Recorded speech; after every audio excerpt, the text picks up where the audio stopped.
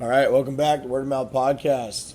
We just heard Shut Up and Row, the best lessons that a young person can learn. Unfortunately, I had to learn it a couple times in life. I said my stepdad told me I was a butthead. He basically was telling me that I needed to shut up and row. Like I need to go to work or school and row the boat. Stop running my mouth, stop getting into fights. And look what happened. I did, and I was student of the year. Then after I had this epiphany with Chief Floyd 15, 20 years later, same lesson. Didn't click at the time that it was the same lesson that my stepdad taught me years ago, but it was. And I started rowing the boat. And 7 years later, I was the sailor of the year. Right? So it does work. But it is also very hard to do. And I think, like I had said in a previous episode, that was coming from a generation where you didn't talk back to elders.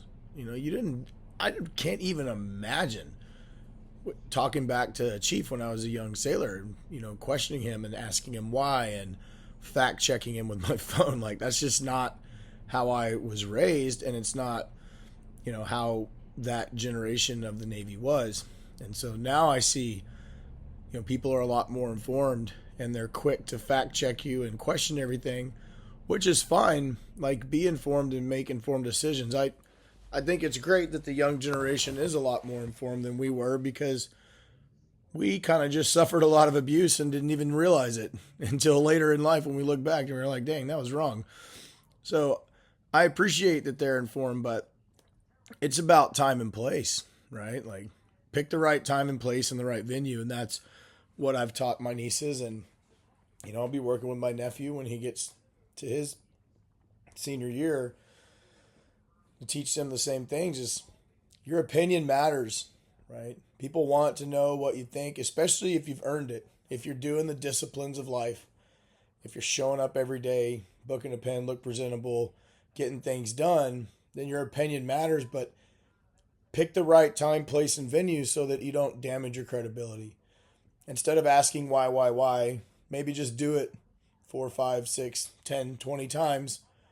And then you have a little bit of credibility to ask why, because you've had repetitions doing it. That's really important. And I'm glad that, my niece Kamryn is doing so well. She was offered this scholarship that she's incredibly excited about. And she continues to put this stuff into play every day. And so does her cousin Zoe, my other niece. Zoe's killing it, and so is Kyndra. So I'm very proud of them.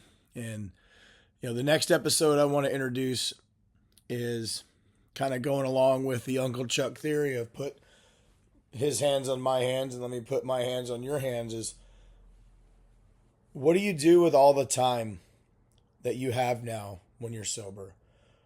And, we talked about boredom and how I figured out how to beat boredom. But the other thing that you don't realize until you're about 6 months or more, I think that's, everybody agrees that about 6 months is when your life kind of just moves on in a more peaceful manner. And then you'll learn in addiction recovery and the neuroscience of addiction that 6 months is what it takes your brain to recover. So it makes sense that at the 6 month mark, a lot of people agree their lives just became more peaceful. And it's appropriate that the 6 month chip is blue, because it's the international sign for peace. So a lot happens after that 6 month mark, right? You gain back a lot of mental clarity that you haven't had in a very long time. And I crushed college. I finished college with a 3.96 GPA, and it's not because I'm an incredibly bright student. It's just college isn't that hard. And if you're there to learn and get the degree, then, and not there to play beer pong, then it's not very hard to do when you have this incredible mental clarity that you haven't had in years. I mean, you can write a 10-page paper in no time, get 100. College just isn't that hard. And so slowing down is very important.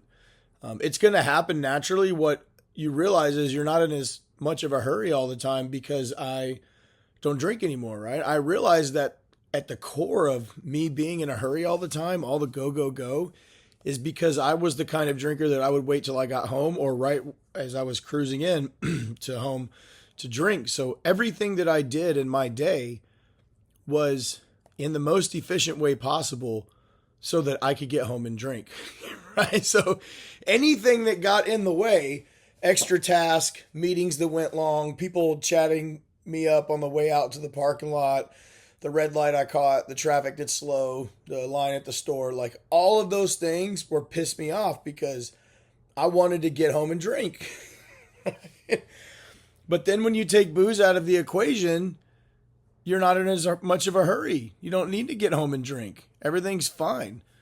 And you just kind of naturally slow down.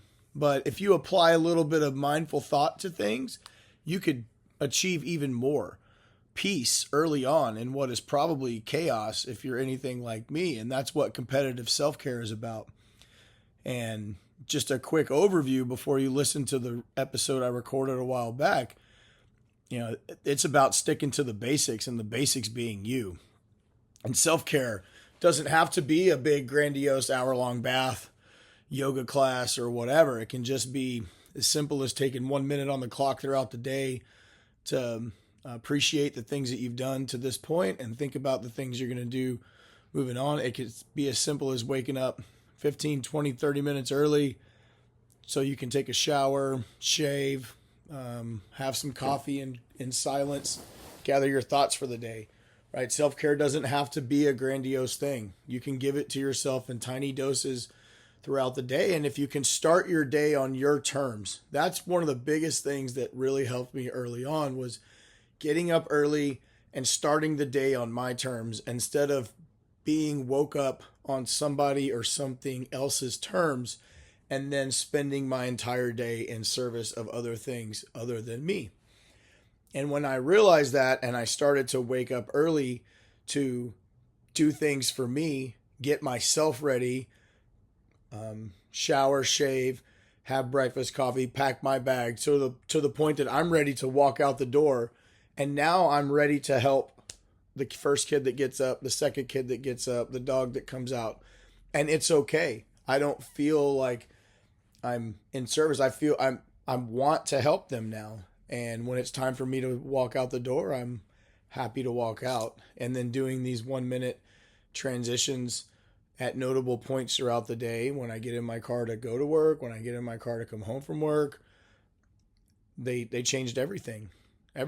And I encourage you to at least try that, right? Try some version of that, try the whole thing, or use it to come up with your own. And then just, like operators are competitive with everything we do. So I tell my friend Chris about this, and next thing he does it and it's great. He loves it, but now he one-ups me with heating up his shaving foam and making a whole thing of it. And I tell Marlon about it. I'm sure Marlon's going to send me a picture with a throne in his bathroom, and like we're all just playing classical music. We're going to just one up this self-care thing because that's how we are. But if we're going to one up something, this one's pretty good. So give competitive self-care a try. If you got a one up that you want to share with us, drop it in the comments. I'd love to read it and share it. And if you want to come on the show and share your own version of this and what works for you, like hit me up. I'm happy to have you on anytime as a guest.